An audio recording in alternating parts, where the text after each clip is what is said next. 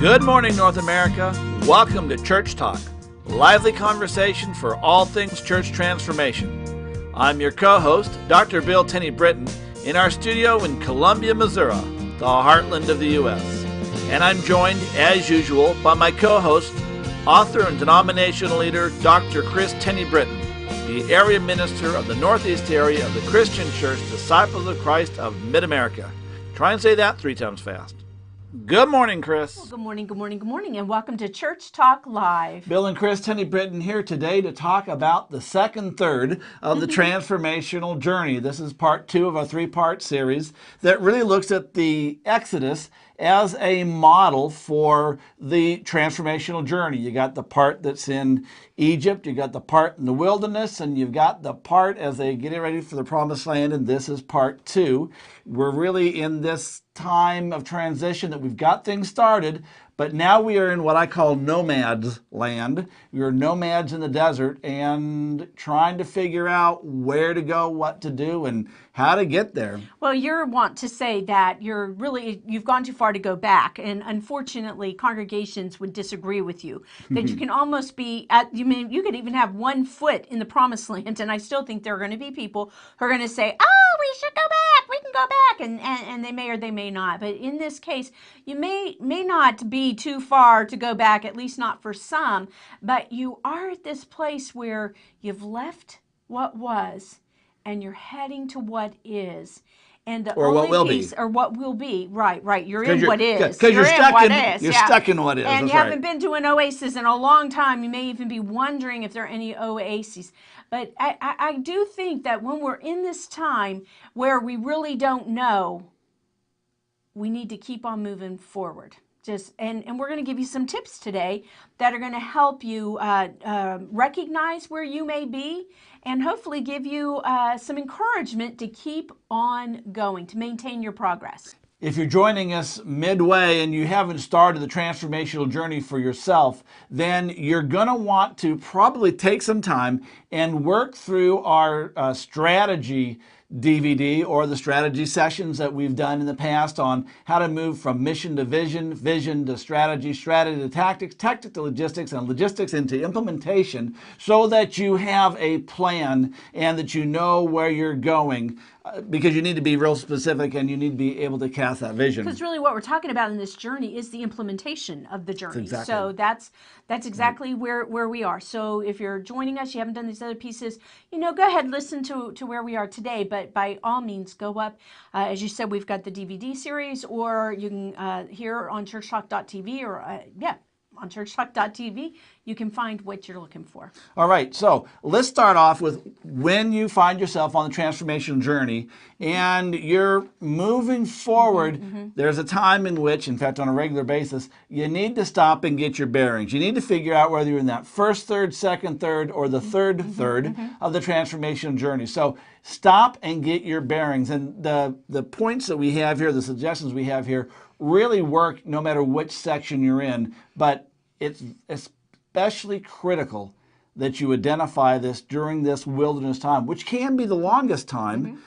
It's also one of the most dangerous. It's the second most dangerous time in this journey. So you need to get your bearings to begin with. Right. Well, and the way you start with that is to measure your effectiveness. Now, effectiveness is not measured by how many people are whining or not whining. Okay, now those are going to they're going to play a bit of a piece, but you really want to say, is what we're doing effective? And you want to embrace the ministries, the programs, the tactics that you're doing successfully, and you want to extricate yourself from those that are not so effective. And let me be careful even about that word successful. That's a great boomer term, and not all of us are into it. But even if we are, we may think it's successful, and in its own right may be, but it's not that real successful if it's not effective. So let's be thinking in terms of effectiveness. Is what you're doing effective? Well, and you need to define what effective means in your setting. And, when we talk about effective ministry, we are typically talking about it is reaching out beyond, it is accomplishing your mission, it is helping you achieve your vision, and it's staying within your values.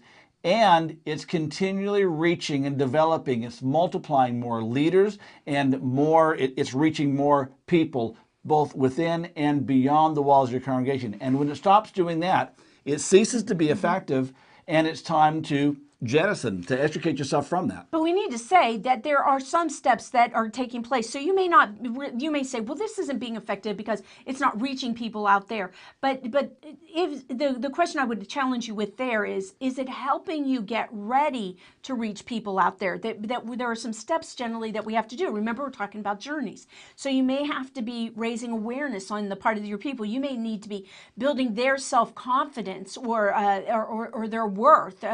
All of those pieces. So maybe that's what that ministry is doing to get you to that place. So don't leave out other possibilities for what effectiveness may be. On the other hand, also don't be afraid to jettison it if it doesn't look like it's doing what it needs to do, because you can get caught up. So, and don't make the decision on your own. I mean, really, you got to be working with other people, and particularly people that know what they're doing. And again, we'll put this plug out there that's what coaches and consultants are for, to help you from an outside view be able to really look at that in a more objective than subjective way. There you are. Okay. All right. The second piece as you go to get your bearings is to check your culture, then take the temperature, if you will, of the culture of your congregation.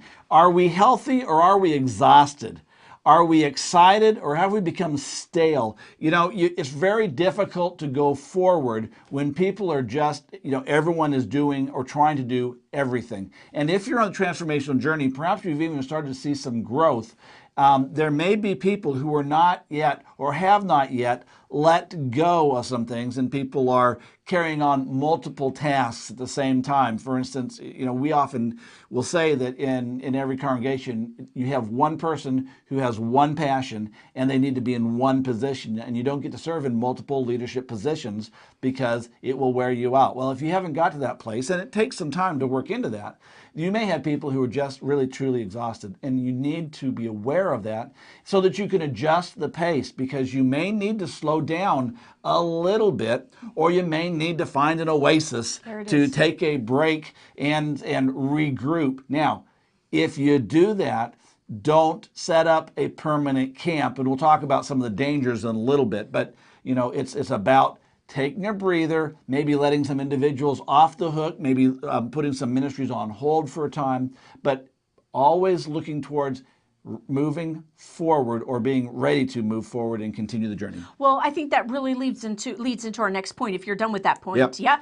And that is, we've got to check our plan. We've got to go back, check the plan. Are we on course or not on course? And let me say this, that it is easy to overwrite documents in, if you're using Word or Planner or whatever. Every time you make an adjustment to your plan, you need to give it a new name or do Plan Revision A or Plan R -R for revision and the date, and then make sure that you put the date at the bottom, not in a changing date, whatever those things are called, auto date, but in the date, and make sure you update that, because it is so easy to keep updating your plan, and you think, woohoo, we're there. But if you were to pull out that original plan, you can see you are far afield.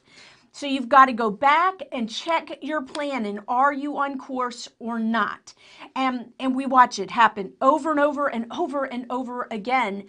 The plan was going here and you're over there. Now it may be that you're here, right? And maybe that's where you need to be right now. But if you're doing this parallel trek and you are not anywhere near this path, you really need to rethink it and get back on course. Remember that a 1 degree error, just a 1 degree error, is the difference between Hawaii and China. It really is. That's all it takes. So, check your plan, as you say. Right. Well, and I want to add to that too, is that remember that when we started all of this, we talked about vision and strategy and then our logistics, right? Our Tactics, tactics and our logistics. logistics. And a lot of times what we see is that it is the folks that are doing the implementation who are not your strategists or visionaries, who are the ones who are making the course corrections. And again, when we find that, you've got to bring back your visionaries and your strategists, particularly those strategists, to say, whoa, what are you Right. doing? You need So, to, you need to yeah, bring your right, tacticians right. into line with your strategy. Right, your strategist, Right. right? Yeah. So don't leave the strategist out of the conversation by any stretch of the imagination. Exactly. All Okay. right. Next piece. The next question you have to be asking yourself is, particularly if you're the leader, the lead pastor on this, you need to take a look around and figure out whether you're actually leading your people, or if you've walked so far out in the wilderness that you're the only one taking a walk, and they've all sort of said, "Where are we going?" It's very easy, especially in the smaller churches, but I've seen it in large churches as well, where the pastor gets so excited and begins acting as if they're 4 steps beyond. Now, we talk all the time, you need to act as if to help get you into that place, but the people have to follow you. They have to act as if as well. So you can't outrun your congregation and your other leaders. So you need to make sure to be taking stock. Are my leaders on board? Are they coming along with me? Are we making their transition? And if not, you'll need to figure out how to either change your leaders or change your leadership style. And that's a tough one, but which is, by the way, why you probably need a coach during the transformational journey. Definitely. But you need to be, ask yourself, are we tracking together? If not, what's the problem? Go ahead. No, I was going to move to our next section, go, and yep. that's to say that, you've already said that this is the second most difficult time in this journey. And so what we want to address next are the second, third dangers, as it says here on your handout, which you can download below. Or these are indeed the dangers that you'll find through the second, third of this journey. Right. Well, and the first one, of course, is distractions, and which is, really for me. I mean, I'm ADHD. Oh, look, there's something shiny. That we as when we're on this journey, it's really easy to get distracted. I remind you that in the journey, they hadn't got very far in the journey. They got going in the Exodus, and Moses goes up on the hill. He sort of takes a break, if you will, to go talk with God. And the next thing is we got the baubles being melted down for golden cows. We got distracted. Oh, this is what we're supposed to be about. It's really easy to get distracted by some emergency or some ministry that looks really good at this moment, or a perceived need. I'm thinking even before they get up there, I mean, they're complaining about not having water, not having, they need food, wham, wham, wham, wham, wham, wham. They're distracted by everything and forgetting how God is providing and taking care of it. So you really do have to be careful about that. Exactly. So, you need to be weighing up, are we distracting? Are the distractions getting in the way? Are they impeding us?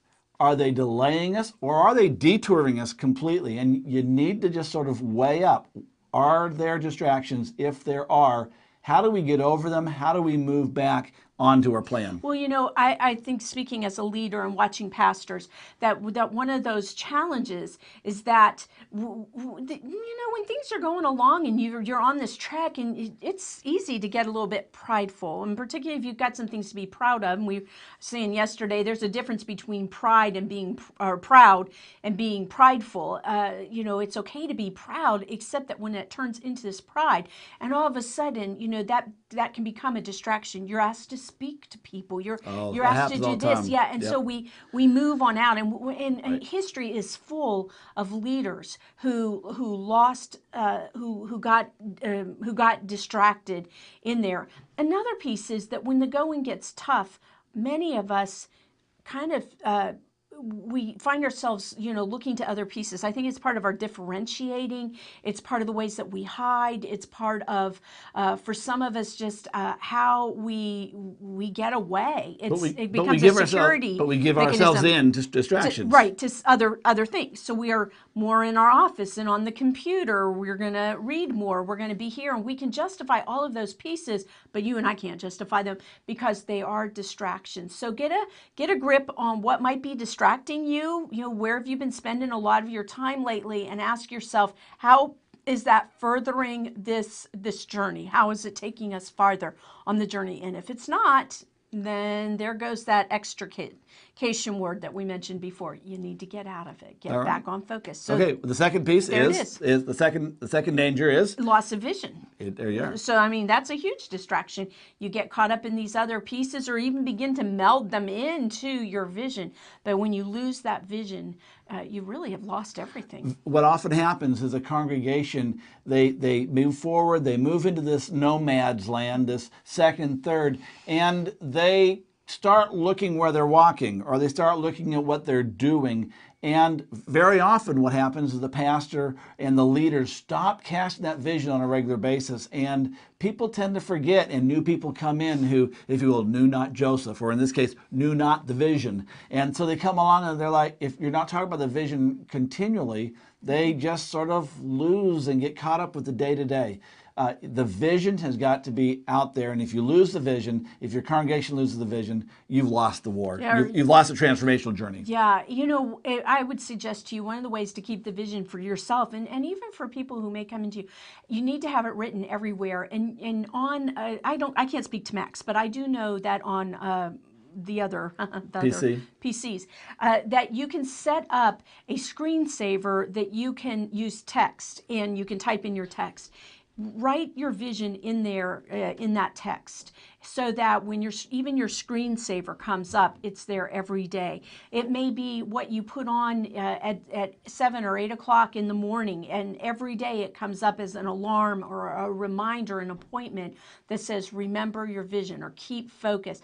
Give yourself those reminders, and maybe you need to have it pop up throughout the day, but keep your eye on that vision. And I think we've done some episodes on keeping vision, haven't we? Yeah. Yep. Okay. All right. The next danger is getting caught up with coercion rather than compelling people to move along the vision.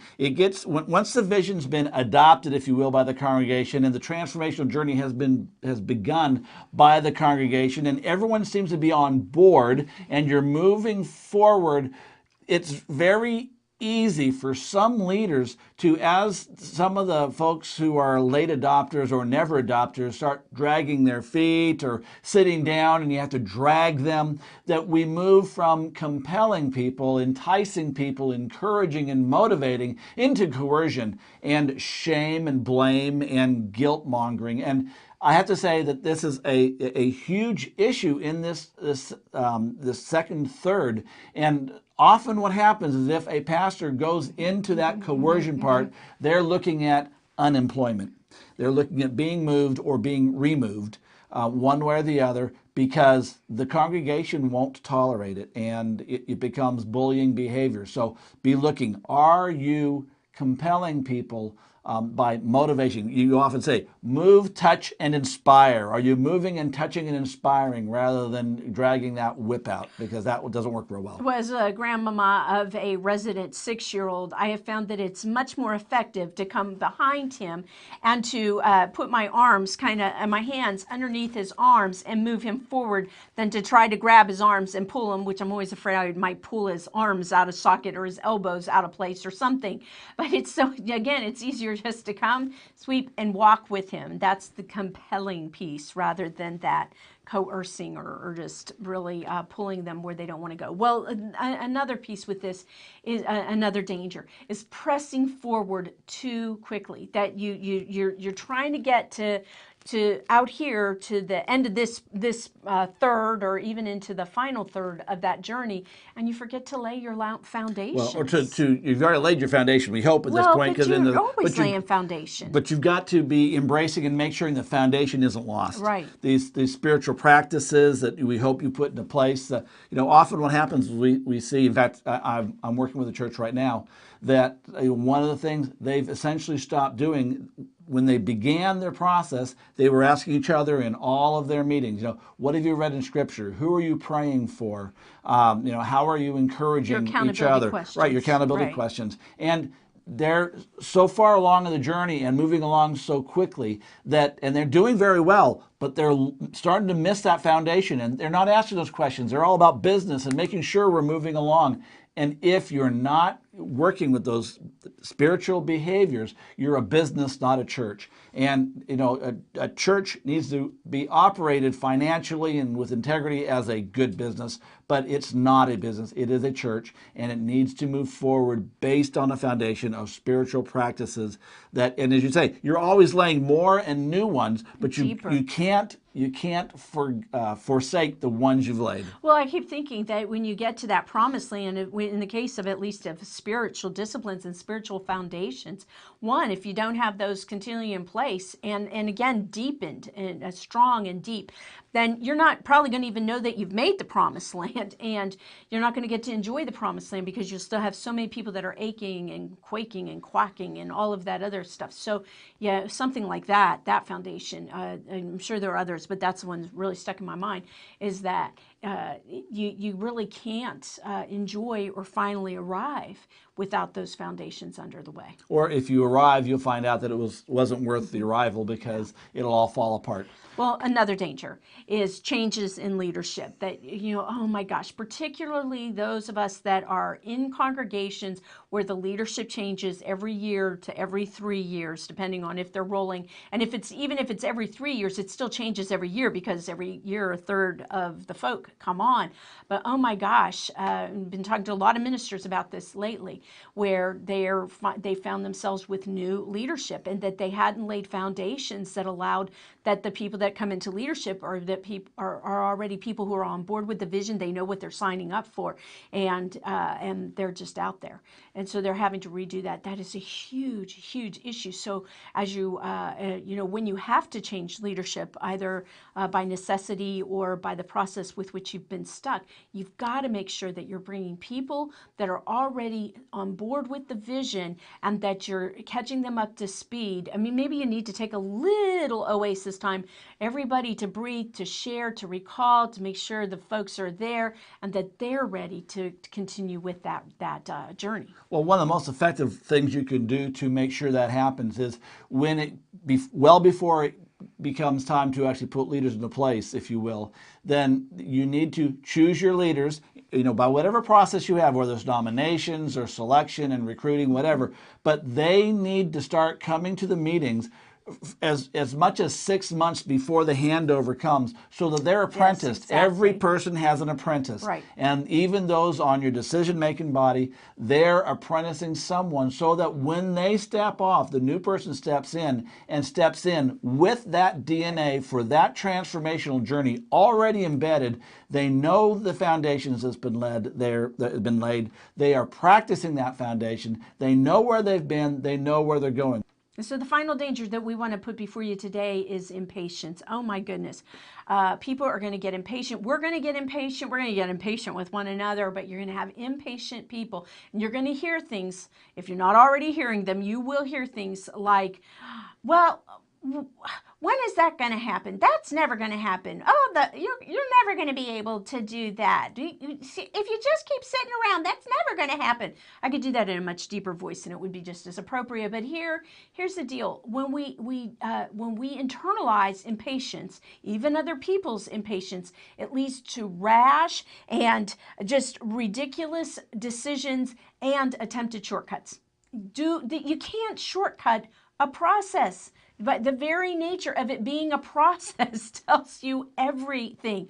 You have to work the process. You can't go from here to there. What is it? You can't get to there from here. You may think you can via a shortcut, but it's not going to be a real shortcut. It's just going to get you into more trouble than you already have. Right. Well, this is a great time if you need to remind your congregation that you're on a journey that's taking you this way and they're trying to do a shortcut. It's a great time to pull out one of the Roadrunner cartoons that does the detour thing or tries to do the shortcut and just leads to disaster, because it will lead to disaster. Right. You have a plan, work your plan. Okay, well, so that's a great segue. Let's move into that because we want to talk about that. Right. How do you maintain progress? Right. How do you avoid the dangers, avoid the detours, avoid the distractions, and move forward? Well, the first thing you need to remember is the Nehemiah principle. And just remind you that the Nehemiah principle is that vision is lost every 26 days. And it goes back to the time when they were building the walls, rebuilding the walls of Jerusalem, and Nehemiah and the group got some tough times from some outsiders, and about twice a month, or about once a month, every 52 days, he had to recast that vision every 26 days. It was lost, and he recast it, and he continued to say, hey, we're doing this, this is why we're doing this, and so on. And the reality is the vision is lost about once a month. If we don't keep it foremost in front of folks, then we will, so we'll lose it. So recast that vision over and over and over again. As you said earlier, make sure it's written everywhere, not just for you, but that you're talking about this vision, and it's written in bulletins and newsletters, and it's the conversation piece for all your small groups. Well, I want to challenge you beyond the 26 days or shorter than the 26 days. Every week, you really need to make referral to this is why we're here, this is what we do, why we do what we do. It's one of the ways that you appeal to guests and visitors or people that are dropping back in, people who are checking you out, as well as keeps it in front of your people. If you're only going to pop up every 26 days, they're going to get distracted too, and particularly those who haven't been on board. So if you want them to adopt, keep tossing it out there. Okay. That's right. Well, the other piece with casting the vision out is you got to remind them where they've been. Now, that's what I would probably do about every 26 days personally.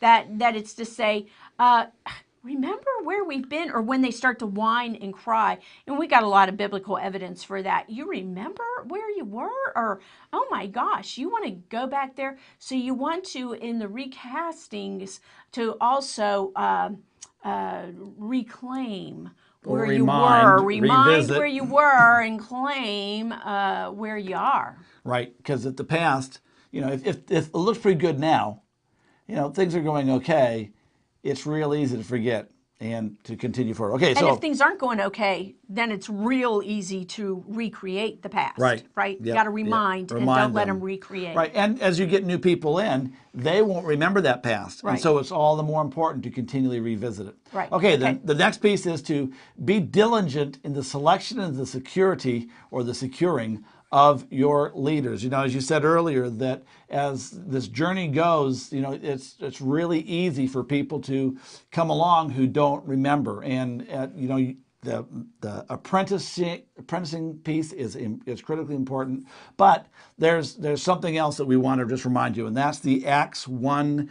21 through 22. 21 to 22 principle that you need to embrace. And that's when the apostles said, hey, we need to replace Judas. And they said, we want someone who was there, who can remember, where we were, what we're doing, where we're going, so that they're on board. And again, if you have new people who were not there, then, be very careful about putting them in places of leadership until they have been immersed in your DNA, and especially immersed in your transitional journey, so that they understand where you came from and to where you're going. And we just can't say enough about that. This is, if you put leaders who don't remember, look for opposition, look for conflict, looking for being derailed, because it will happen.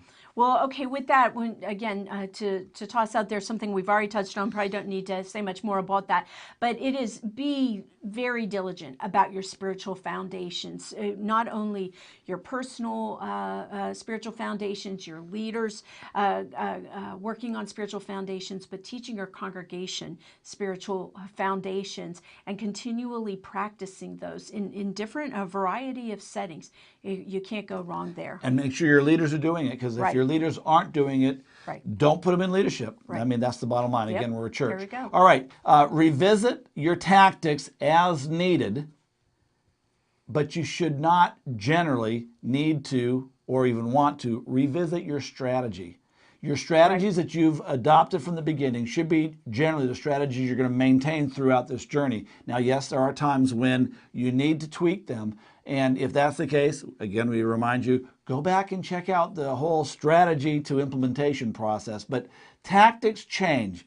And, again, go back and watch that session on tactics, because tactics can also change just because, it's time to change them, because we've done it for 3 weeks or 6 months or whatever, and maybe they're working, but you find something new, and again, it's a distraction. So, visit your tactics as needed, but strategies remain the same. Okay. All right, except that again, when you're looking at you're checking back and checking your plan, you may need to get your strategists back in there, not to change your strategy, but to get you back on course. And remind you that you have a the strategy. Exactly. That's right. That's right. Well, another tool for maintaining your progress: celebrate, celebrate, celebrate, and celebrate in particular your milestones. Which are part of your plan. Right, exactly. You took words right out of my mouth. Sorry. Yeah, hello. That yes, you've got the plan. You know what you're traveling to, if you will, what you're trying to attain, where you're moving through, and when you get there, you've got to do a shout, woohoo, and say it. Bring applause when you got a leader that's hit a milestone, or you're starting to see your leaders do pieces that are signs of your effectiveness in this plan. Woohoo! All right, you got to encourage as you become a cheerleader. Even guys are cheerleaders these days. That's right. Woohoo! Yep. All right. Okay. All right. And we want to just say celebrate Yeah. often, not Often, just your all the milestones, time. but Right. create more Right. successes as you go. Look for and create them because sometimes tactical milestones are farther apart. And if they are farther apart, hey, figure something else out to celebrate. Celebrate. It helps Right. keep the momentum going. All right. The next piece, and really this last piece, Right. is that, hey, plan your work and work your plan. And although it sounds trite, Right. the reality is most transformations fail because they didn't work their plan. They had a plan, they said, yeah, and they put it on a shelf, or they started it and they couldn't and wouldn't take the risk, or wouldn't put up with the pain, and so we got sidelined, and hey, they crash and burn. Well, let me say this, that we learned this with church planning. We do it today. We're doing it in a couple different regards. And that was to do our planning out with Post-it notes that we know without any doubts are some milestones, some work that has to be done. We've put those out on a calendar along the way. And every month we look at what's coming up that month, what's coming up the month after. We look at what the month was before. Did we do it? Did we not? Why didn't we do it? Allowing ourselves not to make excuses. It takes a lot to get a sticky note. It takes consensus to get a new sticky note onto that chart. When we first did this, we were in a teeny tiny apartment. That was our bedroom. That was maybe 12 by 12 at the most. We had that one piece of it on our wall, the only wall space we had, and another on the side of our dresser, because that was the only other place we could hang anything. And it stayed there until we were able to be in an office. Today it sits on a pool table, a billiard table in our room, because we have to, or not in our bedroom, but in our family room, because we have to move by there every day on the way into the office and into this taping area. So I love that. Plan your work and work your plan. And with that, we've completed our plan. So we'll see you next week. Have a great week. Bye-bye.